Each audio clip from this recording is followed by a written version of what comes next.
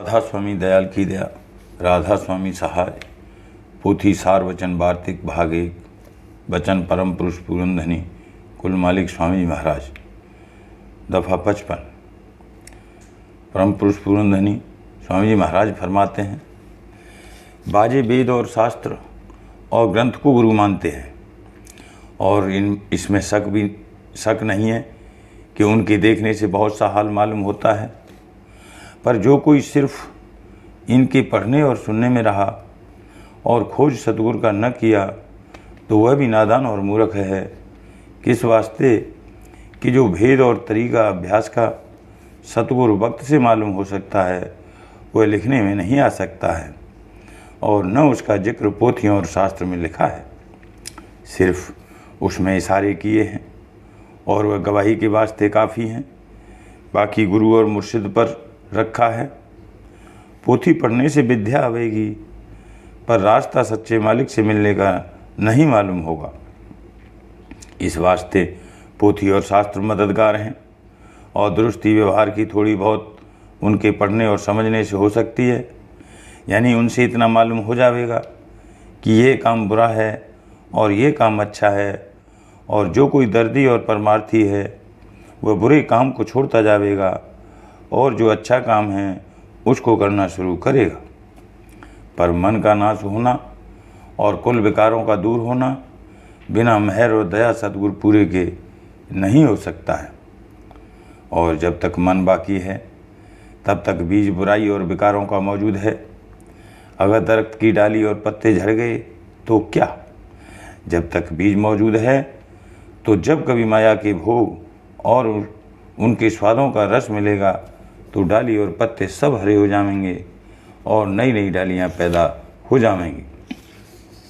इस वास्ते समझना चाहिए कि वेद और शास्त्र और पोथी से कुछ भेद मालिक का और गवाही वास्ते सतगुरु की पहचान की मिल सकती है और कुछ बुराई और भलाई और पाप और पुण्य की पहचान भी हो जाएगी। सिवाय इसकी और ज़्यादा फायदा उनसे नहीं हो सकता है। और असल और सच्चे परमार्थ का हासिल होना तो सिर्फ सतगुरु पूरे से होगा और ऐसे गुरु का खोज करना सच्चे खोजी को जरूर है। जो पिछलों की टेक बांध कर चुप हो रहे वह सच्चे ख्वाहिशमंद मालिक से मिलने के नहीं हैं और इस वास्ते वह उसका दर्शन भी नहीं पाएंगे। दफ़ा 56। सतगुरु पूरे को खोज करके धारण करना चाहिए और पूरे सतगुरु वही हैं जो सत्यलोक में पहुंचकर सत्य पुरुष से मिल रहे हैं। उन्हीं को संत कहते हैं और वे जब मिलेंगे तब सिवाय सूरत शब्द मार्ग के दूसरा उपदेश नहीं करेंगे और घट में रास्ता और भेद स्थानों का लखावेंगे और सूरत यानी रूह को सतगुरु के स्वरूप और शब्द के आश्रय अंतर में चढ़ाने की ताकीद करेंगे और उनके सत्संग और वाणी में भी इसी भेद का जिक्र और महिमा सतगुरु सत्य पुरुष और उनके शब्द स्वरूप की और हाल रास्ते और कैफियत अनुराग और प्रेम और बैराग वगैरह की वर्णन होगी। और जहाँ कहीं सत्संग में किस्से कहानी और लीला पिछलों की वर्णन होवे या सिर्फ बैराग पर जोर दिया जावे और अंतर का भेद या जुगत मन के स्थिर करने और चढ़ाने का कुछ जिक्र भी न होवे तो संतों के वचन के अनुसार उसका नाम सत्संग नहीं है। क्योंकि सत्संग के अर्थ ये हैं कि जहाँ कहीं सत्य यानी सत्य पुरुष का संग होवे सो संत खुद सत्य पुरुष स्वरूप हैं, उनका संग सत्संग है और जो उनकी वाणी और वचन हैं उनमें या तो महिमा सत्य पुरुष राजस्वामी और उनके संत सतगुरु स्वरूप की वर्णन की है या जुगत उनके निज रूप और निज धाम की प्राप्ति की या जिक्र प्रेम और प्रतीत का उनके चरणों में और उनके शब्द की धुन में या उस हालत का जो अनुरागी अभ्यासी को रास्ते में मुकाम के पहुंचने पर हासिल होती है वर्णन किया है। तो ऐसी वाणी और वचन का सुनना और उसको विचारना और उसको धारण करना और अंतर में उनके चरण अथवा शब्द में मन और सूरत को जोड़ना ये सत्संग है। और मालूम होवे कि हर मत के पिछले ग्रंथों में जगह जगह निहायत महिमा सत्संग की करी है कि जरा से सत्संग से भी कोट जन्म के पाप करते हैं और जीव का कल्याण होता है। सो इसकी पहचान जो कोई चाहे सतगुरु के संग में, यानी चाहे उनके चरणों में रहकर वाणी वचन सुने और दर्शन करे, और चाहे उनके अभ्यास में मन और सूरत को जोड़कर परख लेवे। सो जो कोई ऐसी पहचान करेगा उसको आप इस बात की सचोटी की प्रतीत हो जाएगी, और वह आप देख लेगा कि थोड़े दिनों के संग से और थोड़े अरसे अंतर में संतों की जुगत की कमाई करने से क्या फल प्राप्त होता है। दफ़ा 57। बड़ा अफसोस आता है कि आजकल बहुत से जीव ऐसे लोगों की बड़ी महिमा समझते हैं जो कि तप करते हैं, यानी पंच अग्नि तपते हैं, या हाथ सुखाए फिरते हैं, या जल में खड़े रहते हैं, या मेघ और कीलों पर बैठते हैं, या रात दिन मैदान में नंगे बैठे रहते हैं या खड़े रहते हैं, या और किसी तरह अपनी देह को दुख देकर तमाशा दिखाते हैं, या अन्न की गिजा छोड़कर सिर्फ दूध पीते हैं, या रात भर या दिन भर पाठ करते रहते हैं, या गुफा में बैठकर सुमरन और ध्यान करते हैं, या जंगल और पहाड़ में जाकर बसते हैं, या मौन धारण करते हैं और किसी से नहीं बोलते हैं, या और अनेक तरह के पाखंड दिखाते हैं।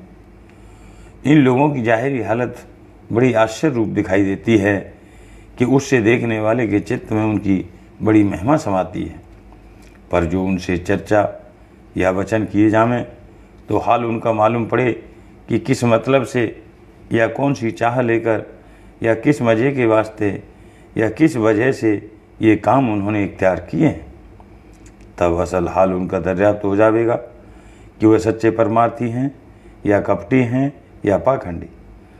अब समझना चाहिए कि सच्चा परमार्थी कौन है और कपटी और स्वार्थी कौन है।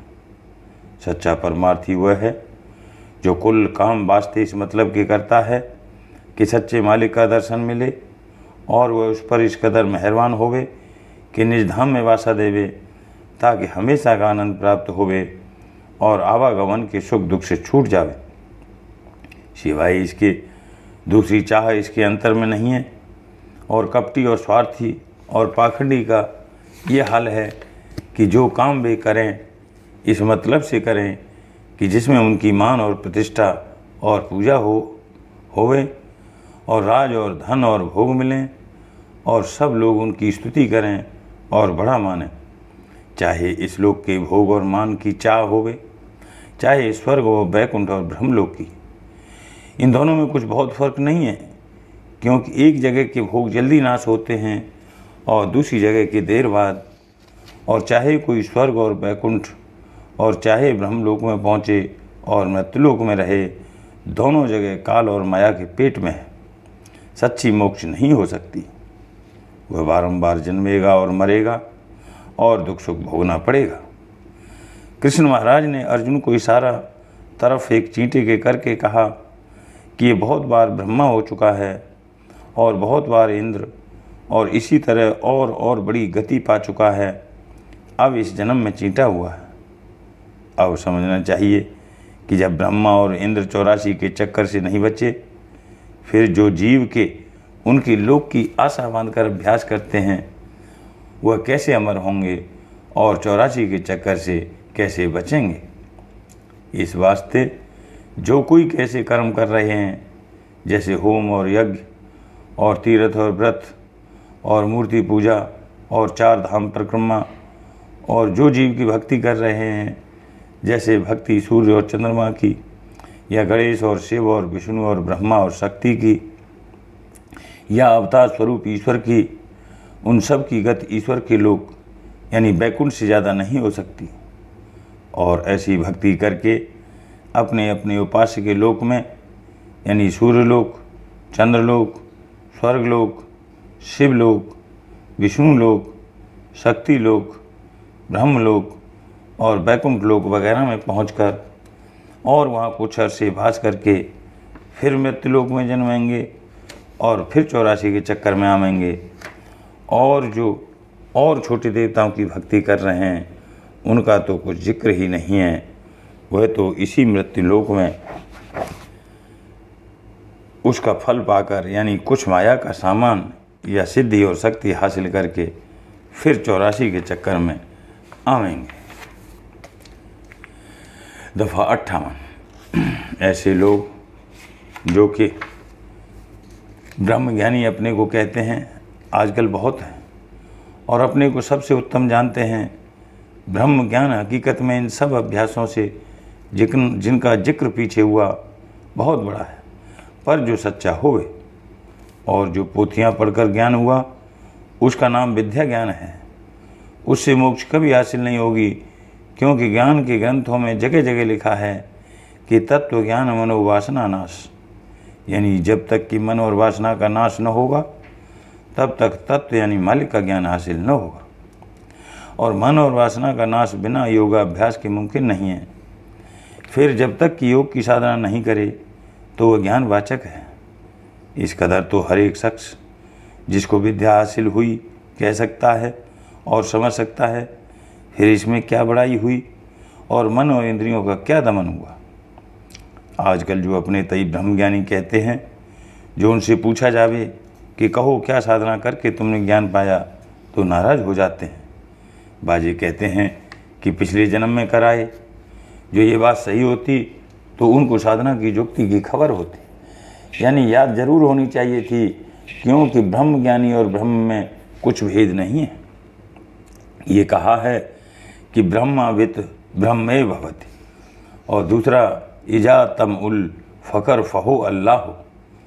फिर सूफी या ज्ञानी को सब हालतों की खबर होनी चाहिए, और इन ब्रह्मज्ञानियों का ये हाल है कि इनको अपने मन और इंद्रियों की भी खबर नहीं कि वे क्या क्या काम उनसे करा रही हैं। ऐसी सूरत में अपने को ज्ञानी कहना और ब्रह्म मानना ये उनकी बड़ी भूल मालूम होती है, और इसका फल वही है जो कर्मियों को मिलेगा, यानी 84 का चक्कर भोगना पड़ेगा। राधा।